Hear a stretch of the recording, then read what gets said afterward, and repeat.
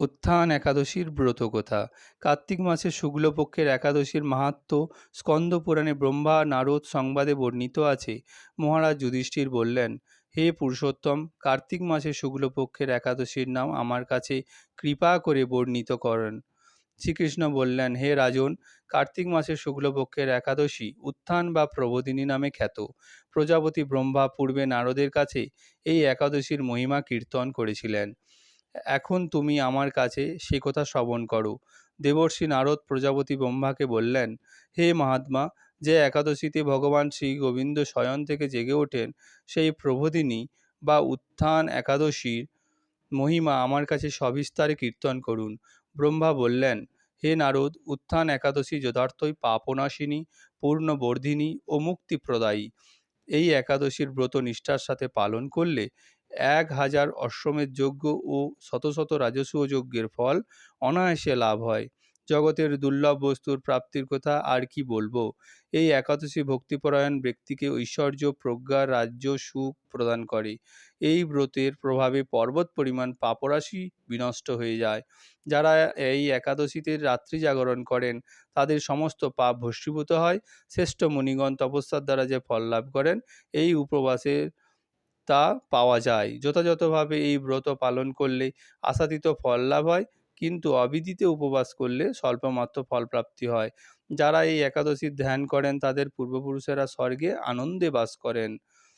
এই একাদশী উপবাসের ফলে ব্রহ্মহত্যাজনিত ভয়ঙ্কর নরক যন্ত্রণা থেকেও নিস্তার পেয়ে বৈকুণ্ঠ গতি লাভ হয়। অশ্বমেধ যজ্ঞ দ্বারা যা সহজে পাওয়া যায় না, তীর্থে স্বর্ণ প্রভৃতি দান করলেও যে পূর্ণ অর্জিত হয়, এই উপবাসের রাত্রি জাগরণে সেই সকল অনায়াসে লাভ হয়। যিনি সঠিকভাবে উত্থান একাদশীর ব্রত অনুষ্ঠান করেন, তার গৃহে ত্রিভুবনের সমস্ত তীর্থ এসে উপস্থিত হয়। হে নারদ, বিষ্ণুর প্রিয়তমা এই প্রবোধিনী একাদশীর উপবাস করলে সর্বশাস্ত্রে জ্ঞান ও তপস্যার সিদ্ধি লাভ করে চরম মুক্তি লাভ হয়। যিনি সমস্ত লৌকিক ধর্ম পরিত্যাগ করে ভক্তিভরে এই ব্রত উপবাস করেন, তাকে আর পুনর্জন্ম গ্রহণ করতে হয় না। এমনকি মন ও বাক্য দ্বারা অর্জিত পাপরাশিও শ্রী গোবিন্দের অর্চনে বিনষ্ট হয়ে যায়। হে বৎস, এই ব্রতে শ্রদ্ধা সহকারে জনার্দনের উদ্দেশ্যে স্নান, দান, জপ, কীর্তন ও হোমাদি করলে অক্ষয় ফল লাভ হয়। যারা উপবাস দিনে শ্রীহরির প্রতি ভক্তিভরে দিন যাপন করেন, তাদের পক্ষে জগতে দুর্লভ বলে আর কিছু নেই। চন্দ্র ও সূর্যগ্রহণে স্নান করলে যে পূর্ণ হয়, এই উপবাসে রাত্রি জাগরণে তার সহস্রগুণ স্বীকৃতি লাভ হয়। তীর্থে স্নান, দান, জপ, হোম, ধ্যান আদির ফলে যে পূর্ণ সঞ্চিত হয়, উত্থান একাদশী না করলে সেই সমস্ত নিষ্ফল হয়ে যায়। হে নারদ, শ্রীহরিবাসরে জনার্দনের পূজা বিশেষ ভক্তি সহকারে করবে, তা না হলে শত জন্মার্জিত পূর্ণও বিফল হয়।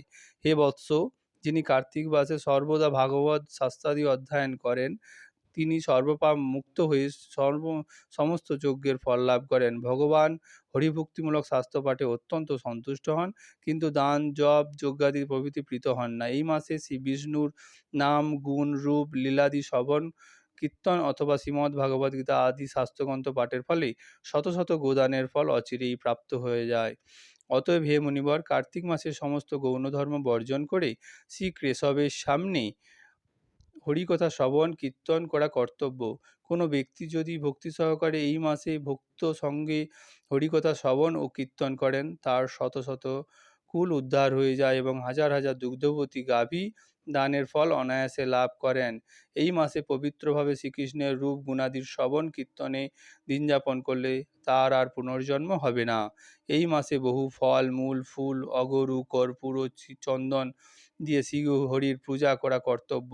সমস্ত তীর্থ ভ্রমণ করলে যে পুণ্য সঞ্চয় হয়, উত্থান একাদশীতে শ্রীকৃষ্ণ পাদপদ্মে অর্ঘ্য প্রদানে তার কোটিগুণ স্বীকৃতি অর্জিত হয়।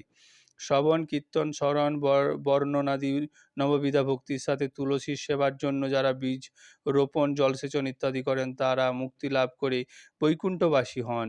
হে নারদ, সহস্র সুগন্ধি পুষ্পে দেবতার অর্চনে বা সহস্র সহস্র যজ্ঞ ও দানে যে ফল লাভ হয়, এই মাসের হরিবাসরে একটি মাত্র তুলসী পাতা শ্রী গোবিন্দের চরণে অর্পণ করলে তার অনন্ত কোটি ফল লাভ হয়। হরে কৃষ্ণ।